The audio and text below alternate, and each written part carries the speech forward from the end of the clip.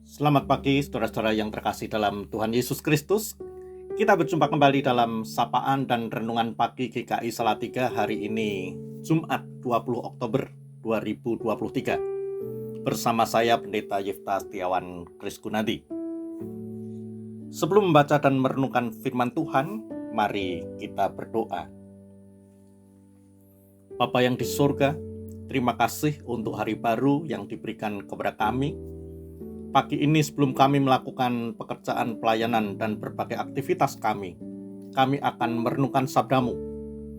Secara khusus dalam bulan keluarga ini, kiranya firman-Mu memberikan tuntunan dan bimbingan dalam kami membangun keluarga kami untuk menjadi semakin berkenan di hadapan Tuhan.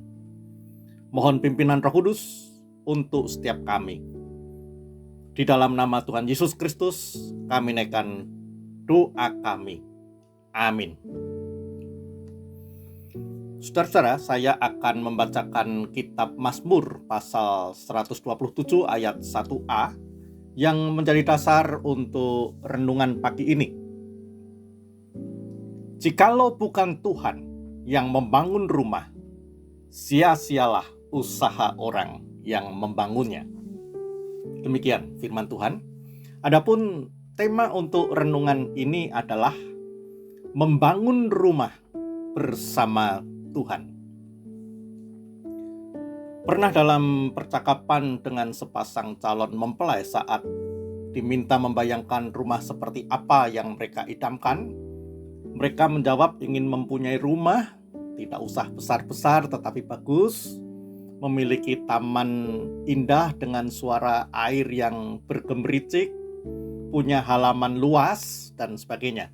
Nah, singkatnya, semua yang mereka sebutkan adalah tentang ciri fisik dari rumah idaman mereka. Padahal berbicara tentang rumah, ini bukan hanya menyangkut rumah secara fisik, melainkan juga menyangkut rasa dan suasana batiniah sebuah rumah.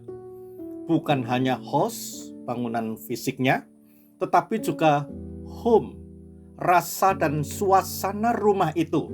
Seperti misalnya, suasana hidup berkeluarga, relasi atau hubungan orang-orang yang tinggal di dalam rumah itu, nyaman dan bikin betah menjadi rumah yang dirindukan atau tidak. Malah suasana batiniah sebuah rumah ini dapat dikatakan jauh lebih penting daripada soal fisik rumah tadi. Saudara-saudara, sudah seberapa sering misalnya kita mendengar kasus perselingkuhan di antara suami dan istri. Dalam kasus semacam ini umumnya yang dijadikan tertuduh utama penyebab adalah si orang ketiga.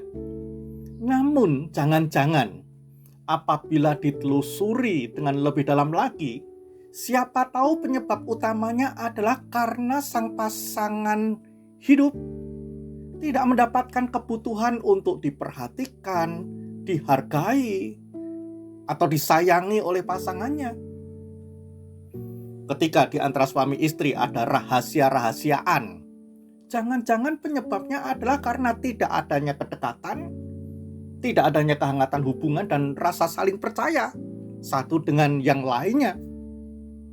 Saat seorang anak lebih dekat dan lebih mendengar temannya daripada orang tuanya sendiri, bisa jadi itu karena temannya lebih bisa menjadi sahabat bagi dirinya, lebih bisa mendengarkan, lebih nyaman untuk diajak berbicara dari hati ke hati daripada orang tuanya.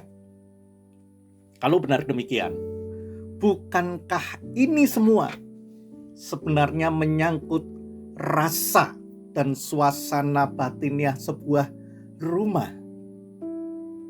Dan kalau tidak diatasi dengan baik, bisa-bisa rumahnya akan ambruk meskipun bangunan fisik rumahnya masih kokoh berdiri. Pemazmur menasihatkan agar kita membangun rumah dengan melibatkan Tuhan.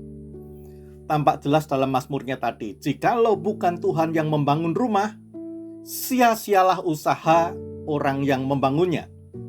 Arti rumah yang terkandung dalam ayat ini adalah rumah baik secara fisik maupun rumah tangga atau keluarga atau suasana rumahnya.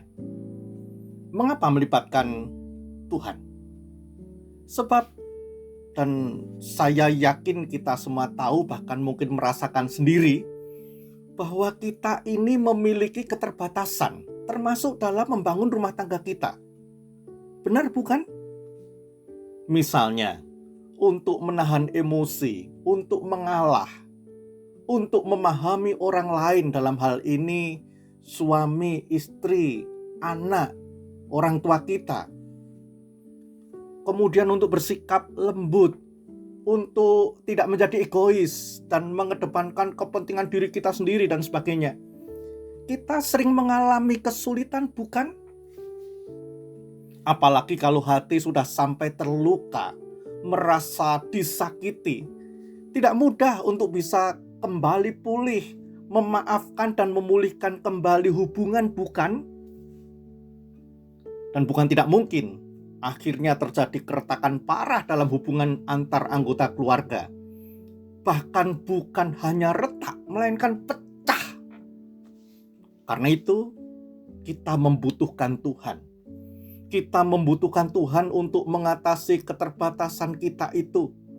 Kita butuh Tuhan untuk kita mampu mengendalikan emosi kita, untuk kita memiliki hati yang paham, pikiran yang bijak, sikap dan perilaku yang lembut, untuk kita dapat menaklukkan keegoisan kita, untuk bisa memulihkan hati kita yang terluka, untuk mampu memaafkan, untuk memulihkan hubungan yang rusak, untuk terus menciptakan, merawat dan memelihara hubungan yang baik, dekat, hangat, rukun dengan anggota keluarga kita. Ini saja baru beberapa contoh di antaranya yang kita butuhkan dari Tuhan dalam membangun rumah kita. Apa yang dibutuhkan oleh keluarga kita untuk membangun rumah yang baik? Mintalah kepada Tuhan, doakan, libatkan Tuhan, serta lakukan dan berusaha wujudkanlah yang didoakan itu. Dan tentu akan lebih baik jika semuanya itu bisa dilakukan bersama-sama oleh keluarga kita. Apalagi jika keluarga kita membiasakannya, ini akan menjadi kebiasaan yang baik, yang positif. Dalam kebersamaan keluarga, melibatkan Tuhan. Jangan sampai rumah tangga kita bernasib seperti kapal Titanic. Kapal yang dibangun, yang dibuat dengan begitu luar biasa pada masanya. Paling modern, paling mewah, canggih, bagus, besar, dan kuat. Bahkan banyak orang yang kemudian menjadi takabur, yakin kapal tersebut tidak bisa tenggelam. Bahkan malah ada yang dengan sombong berkomentar, Tuhan pun tidak akan dapat menenggelamkannya. Tapi apa yang kemudian terjadi?